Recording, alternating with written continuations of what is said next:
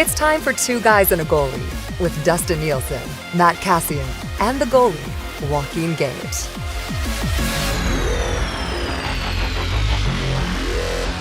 Well, happy Thursday, everybody, and welcome to another episode of Two Guys and a Goalie. We are one day away from the NHL trade deadline, even though it almost feels like the NHL trade deadline has already come and gone. It's been that type of weird week, especially here in Edmonton. We've got a lot to get to since we had our last episode.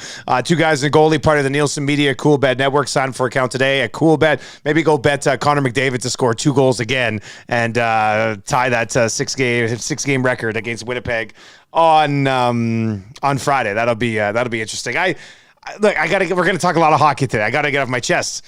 I'm a little disappointed you guys haven't watched Mandalorian yet. I really thought we could come on as 3 buddies and talk about Mando saving the day and then doing this and doing that, and you guys haven't watched it yet. You're killing me. I'm sorry. You know what? It was because I was doing my job as a post-game analyst. Couldn't watch it before. Use work as an excuse. Yeah, and then I wasn't. Just there was no time, Dusty. So tonight, I hope is the night. Well, if you do watch this tonight, make sure you text me. I have to chat about it.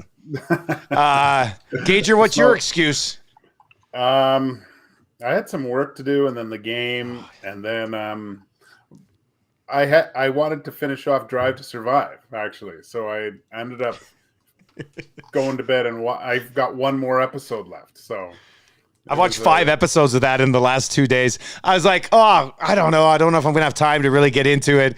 And then, like, midway through the first episode, I was just like, I'm in. Like, I totally forgot about the whole Piastri issue and then leaving and signing with McLaren. It's exciting. And then to sign up for your league, we got 2 teams now in our F1 league. So that took like 40 minutes last night trying to figure out how I was going to work my lineups. So, it's busy time. Formula One right around the corner here. So, yeah, it's getting busy. And then like 1,000 trades in the National Hockey League. So, hey, this one just moving.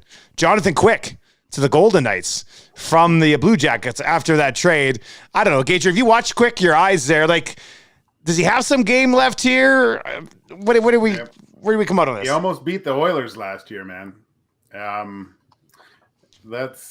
think he's still got a playoff push left in him. He's dangerous. If he gets hot, that's a very dangerous team now with a proven goalie in the playoffs. He could catch fire like Mike Smith and no problem. I think he's done it before.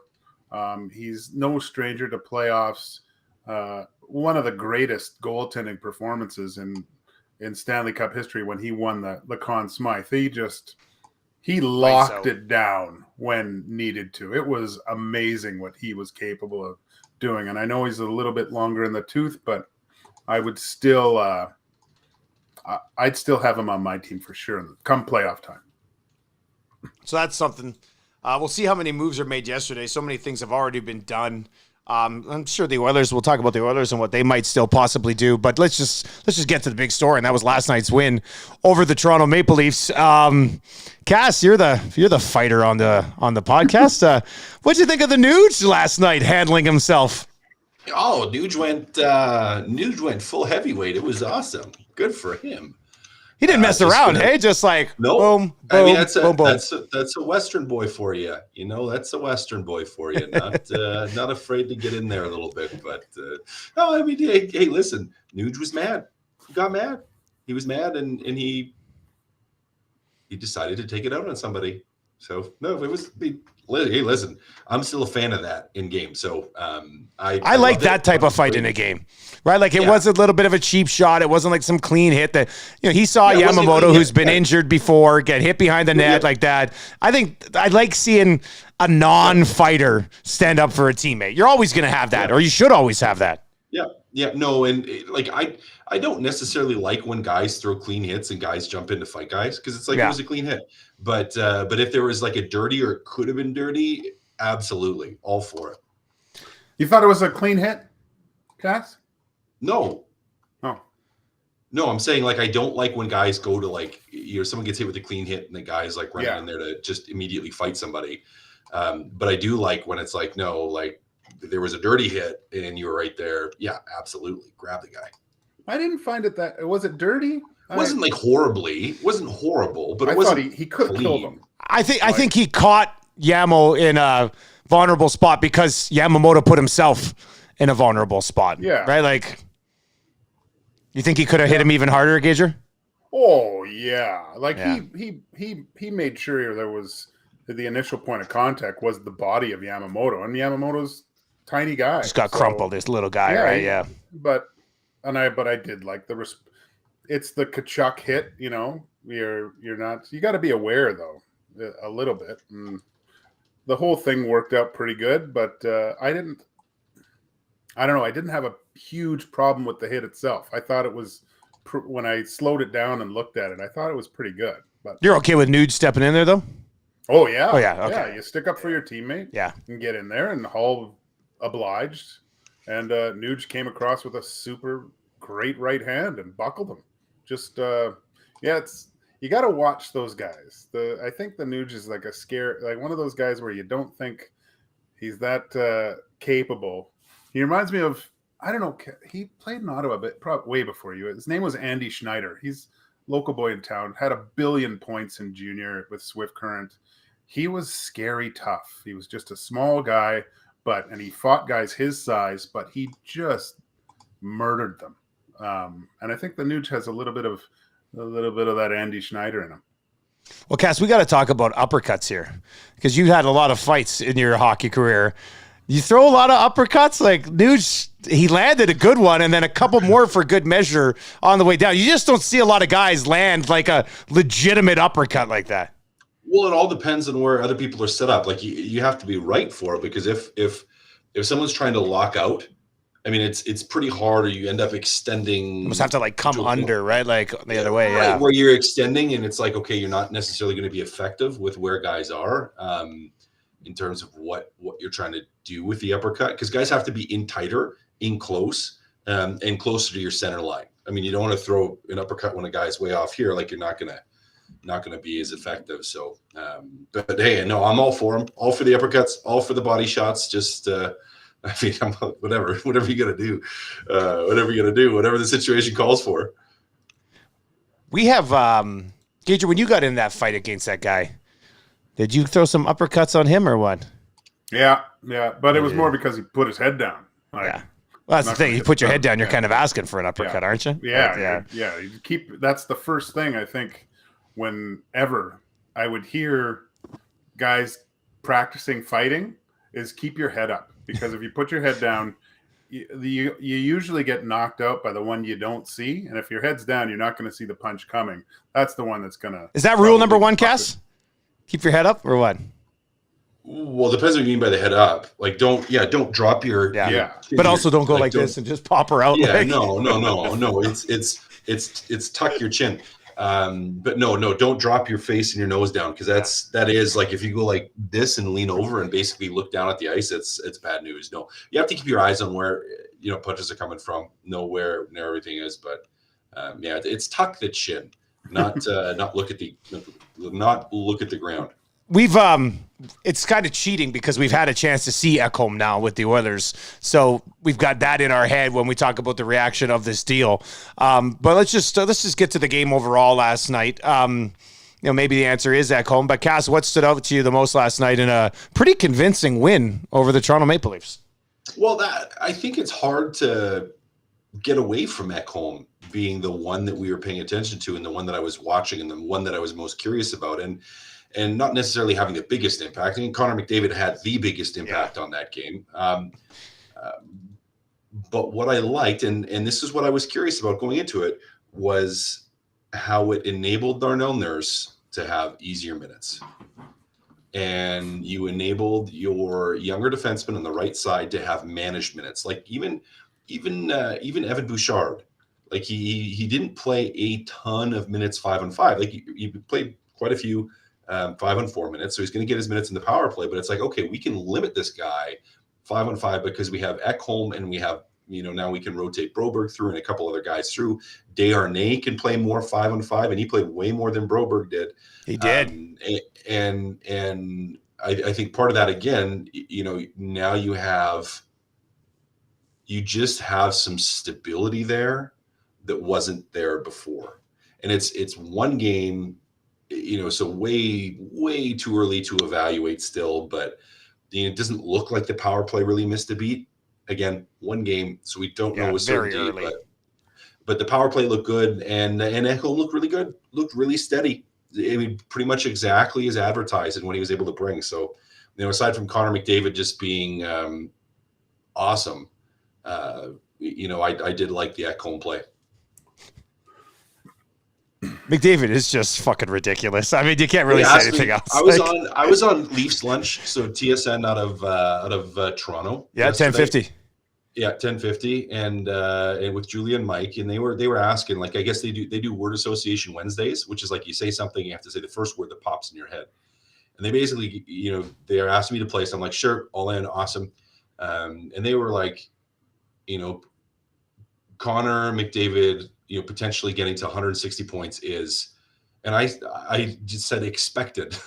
I said expected, and they started laughing, like, what do you mean expected? And I mean, like, it doesn't surprise me anymore at this point with him. I'm just like, well, yeah, he's going to do crazy stuff, and he's even better than he was before, and he's shooting the puck now, and now he's a double threat. And he's on pace for 156 points. Hey. Nothing surprises me anymore. I'm going to make a meme, Dusty, and I mean, I guess you could too. You feel free to steal this, because it's going to be. I just have to figure out, because I don't necessarily have the technical skills to do it. To get, have you seen the meme, like the Hold My Beer memes? But it's going to be like an Austin Matthews scores 60, like wins the Hart Trophy, and then Connor McDavid is like, Hold My Beer. Yeah, because it's pretty much. Like, I mean, it's pretty much what it is. Like, Austin's a great player, but even watching that, like yesterday, Austin Matthews is more like a Sidney Crosby to me, which is like he's really good all the time, and then does something amazing every once in a while. Connors does something amazing all the time, and every once in a while does stuff where you're just like, oh, that was just kind of good. Just on another planet. Even then in Austin Matthews, who's one of the best players in the world. Gage, what do you think of Matthews and the Leafs big guns yesterday? Like, McDavid's putting on this show on national television, 2 goals, assists, 3 points in the first period, and then just really didn't feel like there was much of a response from the big guns for the Leafs. I thought there was a little bit of a push in the second period. I thought by their big guys, not crazy, but I thought they were pushed. But like Cass said, Connor's on a completely other level than all other hockey players right now. It's crazy. I'm on the mindset that I want to get into the programs and the lineups and change Connor's official position to defense, so he'll win the Norris. I think that's if we can do that would be great. But last night's game, like what you say about Ekholm, awesome. I loved his one stretch pass. Would have been great if Hyman could have buried that. That would have been really cool. The way he gets around on the ice, like I remember, like obviously I don't watch a lot of Nashville Predator games, but I do remember their cup runs, and I always felt that he was really good and overshadowed by the other great. So steady, yeah. But he's very mobile. Like, he's a better skater than I think I knew he was a good skater, but he's better than I thought. But really, Dusty, I think the biggest thing I took from last night's game was Leon Draisaitl's play. He played a normal hockey game, where I've been wanting him to simplify his game for weeks now and quit trying to be the greatest passer on the planet. Like, he was so straightforward, and I was trying to think, gosh, where did this come from? Why is he? And you look at Connor and how great he is, and he's just so far. And the comparison more, and it's not Matthews and Connor. No one can compare to this guy anymore.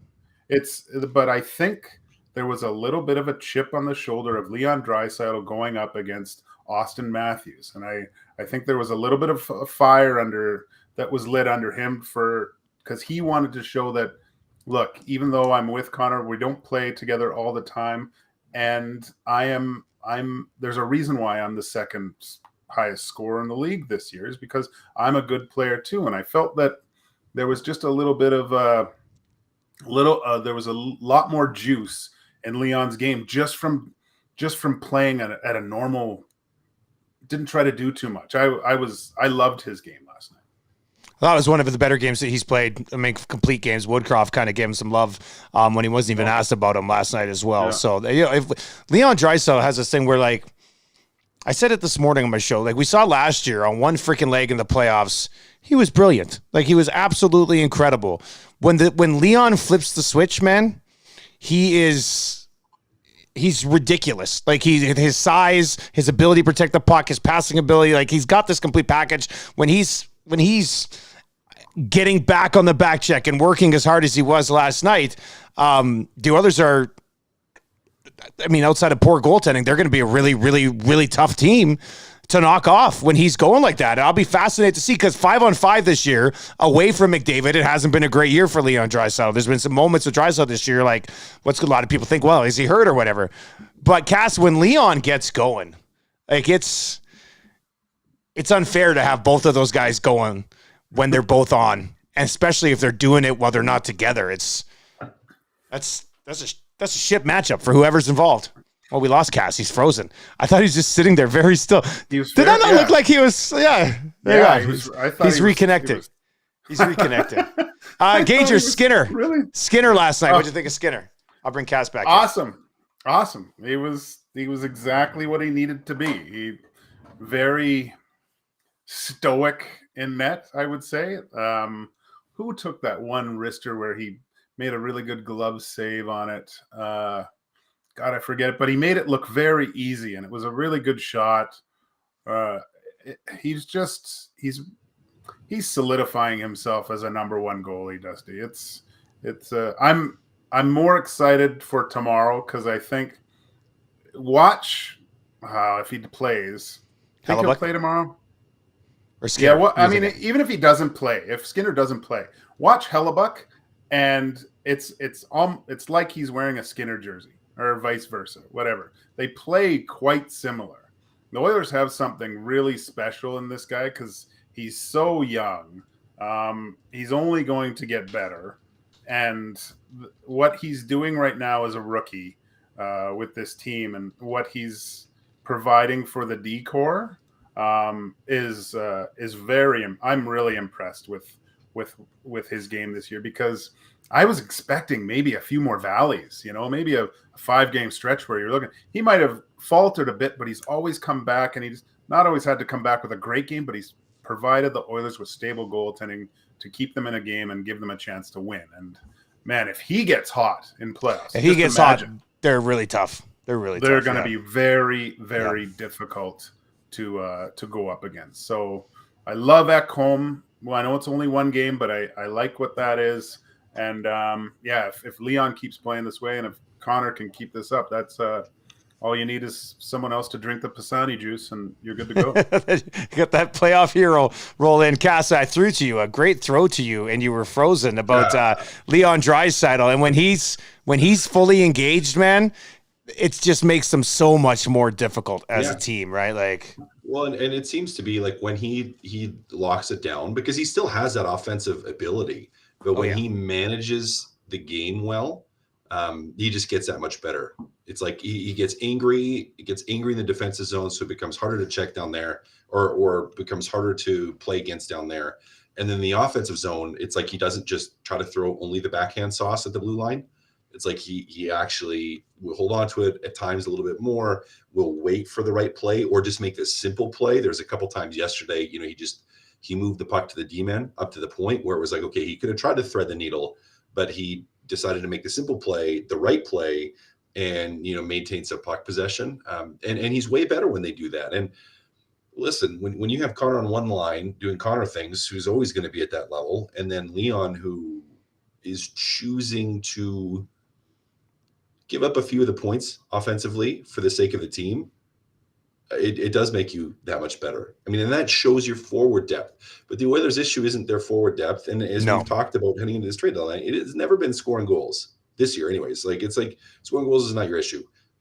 Keeping it out of your net was. And if Leon buckles down, And then you have Ekholm that comes in and helps buckle down, which enables Darnell Nurse to buckle down, which helps Stuart Skinner buckle down. Well, that's a whole lot of buckles on your suitcase. Like, you know, you can strap that thing down pretty tight. And, you know, Skinner just plays his angles, plays them well. And I think if I was going to say what I like about a Gager the most is that's what I like, is how he's doing it. It's not like, you know, 1 year just getting by an athleticism type style that he's playing, or on luck, where he's just kind of lucky that pucks are hitting him or guys are shooting where they are. It's like, well, no, he's doing it by being in good position, by being square to pucks, by basically doing all the right things fundamentally for goaltending. And that's what's, you know, allowing him to have success, which is exactly how Hellebuck plays. He just does fundamentals. You know, Carey Price, same thing. And obviously Carey hasn't been healthy, but what made him so good was like, he was always in position. He was let it come to him. The shooter. He always let it come to him, and it was just, it's going to hit him. It doesn't have to be overly athletic. And, you know, Skinner's having you know, shades of the same thing.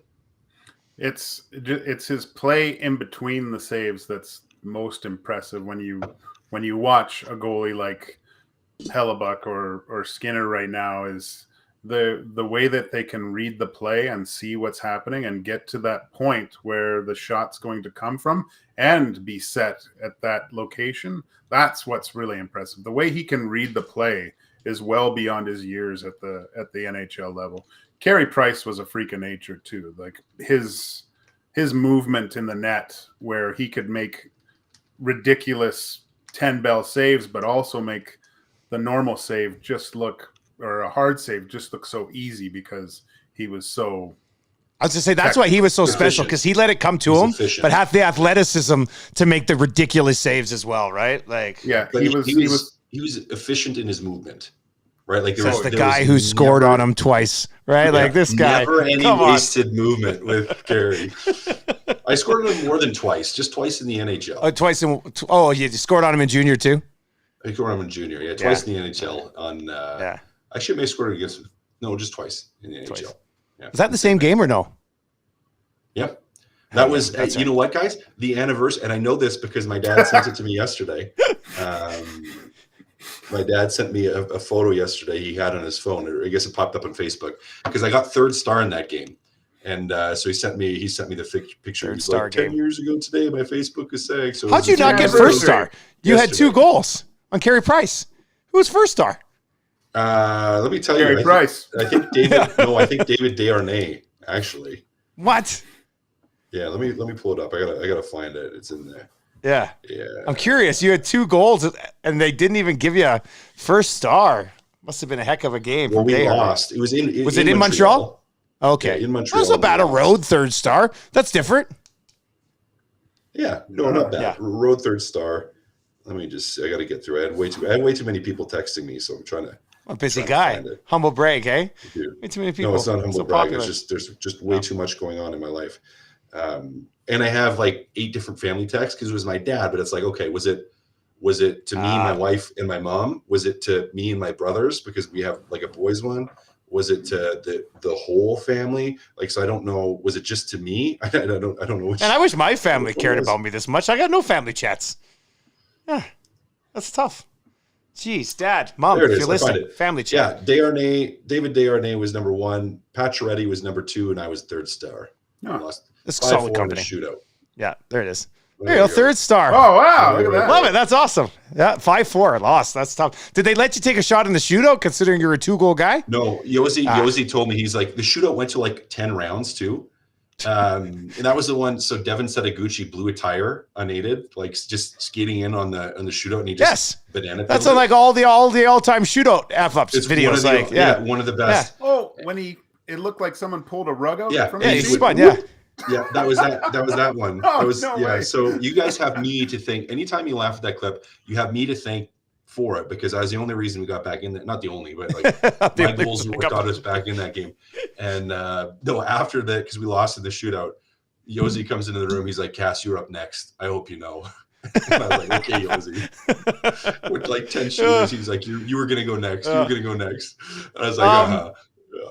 That's good. I like it. So we got this look at Ekholm. We haven't even talked about what they gave up for him. Barry, Schaefer, a first. And now Chikrin's moved and Carlson, they never got him. I think Ekholm's a really good fit for what this team needs. A veteran guy, stabilizing force on the blue line. Cass, did you, like when I first saw it, I was like, wow, because I didn't think they'd move Barry. But I don't think it's a bad trade by any stretch of the imagination. But what'd you think of the deal? No, I didn't think they'd move Barry either, but you have to give up something to get something. And I still like the deal, even in light of what Chikrin, whatever, went to Ottawa for, because you still had to move money. Like that was, you needed to move money to make it work. And I think what Arizona was most likely asking, because of the money, was probably much more expensive. And they probably weren't going to take Barry. They wanted one of the young defensemen as well. Most likely. So, and even over top of that, you're then getting a guy that's injured all the time. And the thing I like about Ekholm is he's just used to playing with young defensemen. It's like he's used to bringing those guys along, to mentoring players, to helping them, to teaching them, and to bringing their game up a level. So I still like it. I like the trade. It was expensive. But I think you look at this and you go, okay, if our power play drops from, what is it, like 31.7%? If it goes down a couple percent, you're fine. If it goes to 29%, we're okay. We're okay. If our goals against 5-on-5 drops by a quarter a night because of this, we're going to be ahead of it, especially 5-on-5. Like if we can limit our 5-on-5 chances, and this brings that better, then we're going to be ahead, even in having to pay a very steep price. Because, and we've mentioned it on here, like Barry has had a really good year. Steady year defensively. I mean, in the past, we've ripped on him all the time about being horrible defensively. Like, no, he was really steady this year. So you gave up something. But you look at it and you go, they felt comfortable with Desharnais being able to take on some more minutes. They felt comfortable with Bouchard being able to play and give you the same thing on the power play. And let's be real, Barry was good on the power play, but he wasn't the power play. He wasn't the power play. Yes, his shot helped. Yes, his puck movement helped. But I think other guys have the ability to do that too. And overall, I'm happy with the trade. Gager, what'd you think? Also, is that a landline? I think Cass has a landline in his office. I like it. I respect that. That's good. Gager, what'd you think? I'm upset. Only to the fact that I just saw the possibilities of having someone with the nickname Ginger Beef in the lineup and the goal song that you could have come up with. That would have been great. A local boy show. Yeah. Oh my gosh. That was very upsetting. When I heard that nickname, I was just like, what a handle. That is great. But I'm sorry to see that, because I wanted to see what Schaefer, I thought he was going to really fill a hole that I thought maybe the Oilers could need in the future. It scared me about the power play just because of what Barry brought. But yeah, if on the other side of it, if the 5-on-5 play gets locked down more, and it's funny, I felt like Bouchard had a little bit more urgency in his game, and I wonder when, like, and Cass, you can speak to this too. Some guys get upset if some of their responsibilities are taken away on a team, and everyone wants to be part of something and be a huge piece of the puzzle. And I think just the fact that Barry's got traded, that kind of, and there was probably some conversation with Bouchard saying, "Hey, this is your chance." And just like he reminds me of like a young Nick DeVries with AlphaTauri that is getting this chance. One reference. That has to make the most of his opportunity. You know what? For the rest of the season. You know what? This is what they said to him. They brought him in, and they said, Evan, if you only had one shot and one opportunity, sees everything you ever wanted in one moment, would you capture it or just let it slip? Then he puked and got back out on the ice. He said, "No, spaghetti." They said, "This is your shot. If you blow it, you're gone in the off season, and we'll find somebody else." I mean, they may not have had to say that though. Because that's the reality, Dusty. I don't think they had to communicate that. I think he knows, like, if you want to be here and be here long term to get a this ton is your of gig points on the power play, this is your opportunity. Because if he sucks it up, that's it. Yeah. Right. Well, we'll see how that one plays out. So they got Ekholm. Yes, Puljujärvi moved out. I was so distraught after the deal. I shaved my facial hair into a chin strap for the month of Charge.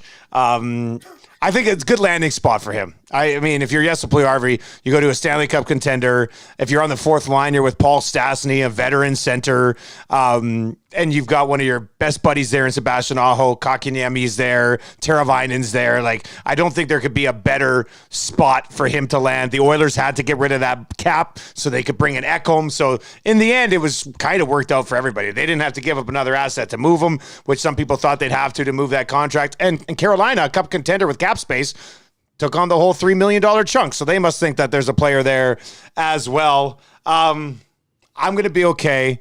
I'm going to survive. Do you guys think he sticks somewhere else? Like, is this a second opinion and then see you later? Or is this a second opinion and, hey, he is a 15-minute a night, 15-goal, 35-point guy somewhere else? Well, I think he is that, Dusty. I don't like he's an NHL player. He's been that here the last 2 NHL years, player. really, right? Like, Yep. And I would imagine he reverts back to that a little bit, and I'm hoping it really revitalizes him and being there. And I'm interested to see if Rod the Bod, from a coaching standpoint, like if that pulls more out of him, that style of coaching. If that can pull more out of him, and having more finished guys there to help him buy into that process of what they're trying to do to be successful, I'm really hoping he does well. Now, I don't think Carolina re-signs him to like a QO. no. I think, do they sign him to a lesser offer? For sure. When would that happen? I don't know. Does he test UFA? I don't know. But here's what I would think happens is if he has a good end of the season, or good into the playoffs, and he does well, I could see them offering him a contract prior to the QOs going out to say, 1 or listen, 2 years, 1.4 or something type of thing. 1.4, 1.5 is what I was thinking. Like, and that would make sense to me. And even from his numbers standpoint, I think that would be all right. But yeah, I'm hopeful for him. Gage, do you think it clicks? Think it works somewhere else? Oh, I think it's set up really well for him right now. I just, looking at him, I can't imagine being a 19-year-old kid coming to a country and you don't speak the language. Like I was later in my 20s when I went to different countries in Europe, and that they, like Sweden, was everyone spoke English, but there's that shock of, it was scary just going to the store. If someone asked me a question, I wouldn't know how to respond, right? So there's that anxiety.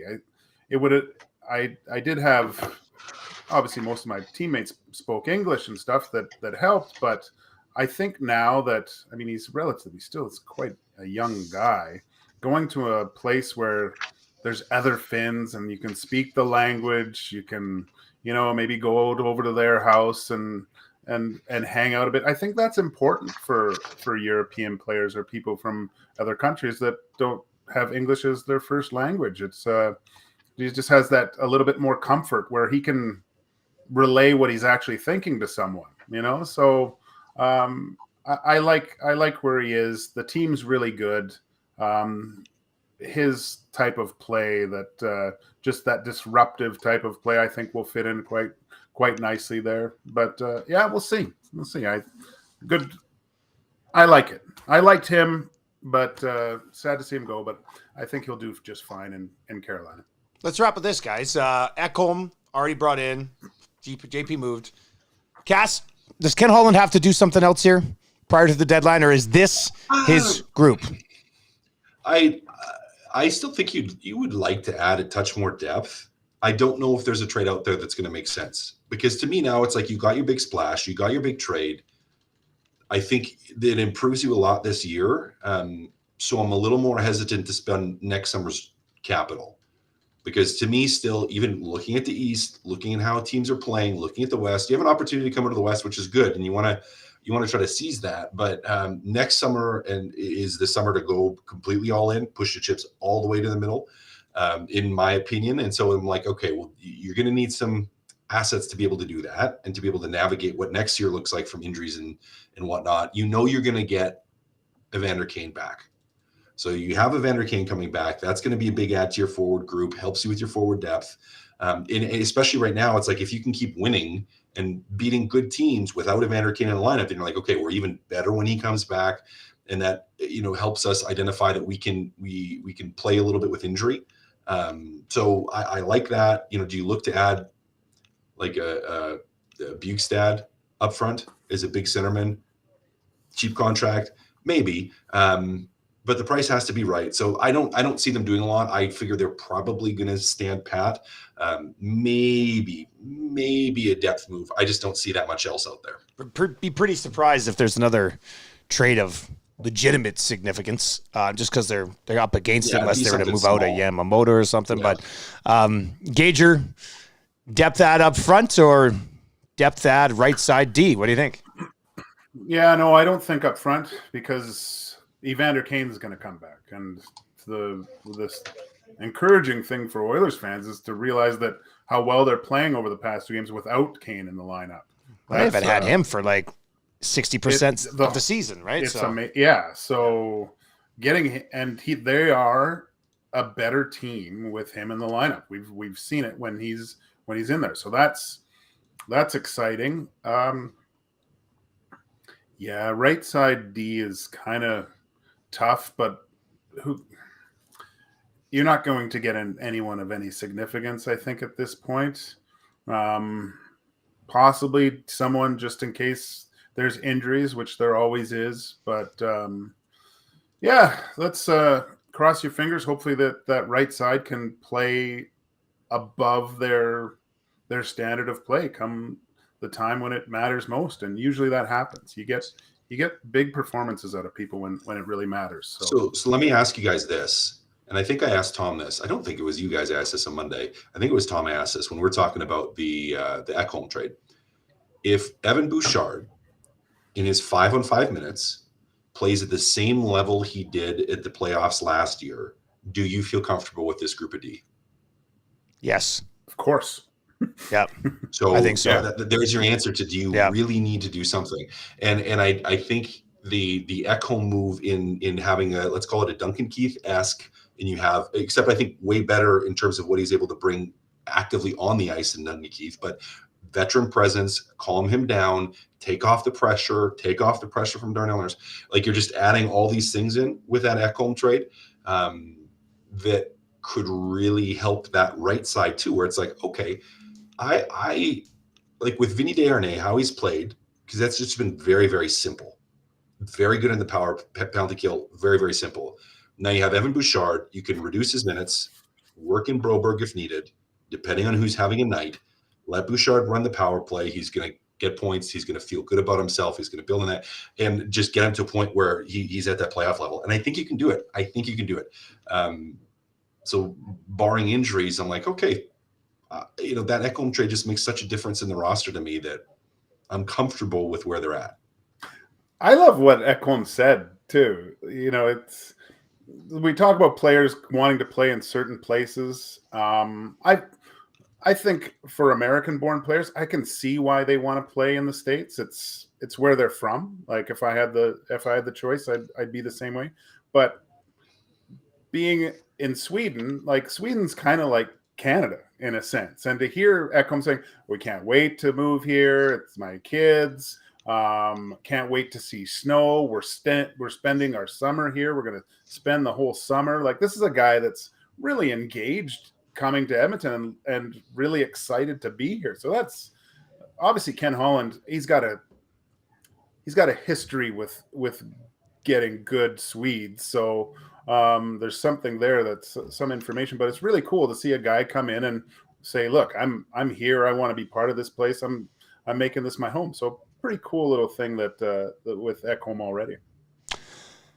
Well, great episode, guys. Lots to discuss there. We'll see what happens tomorrow at the deadline. Huge few days here. We got the trade deadline tomorrow, home and home with the Jets for the Oilers this weekend, and the Bahrain Grand Prix. Plus, you guys are going to watch The Mandalorian before we do another episode on Monday, so Monday's episode is going to be absolutely crazy.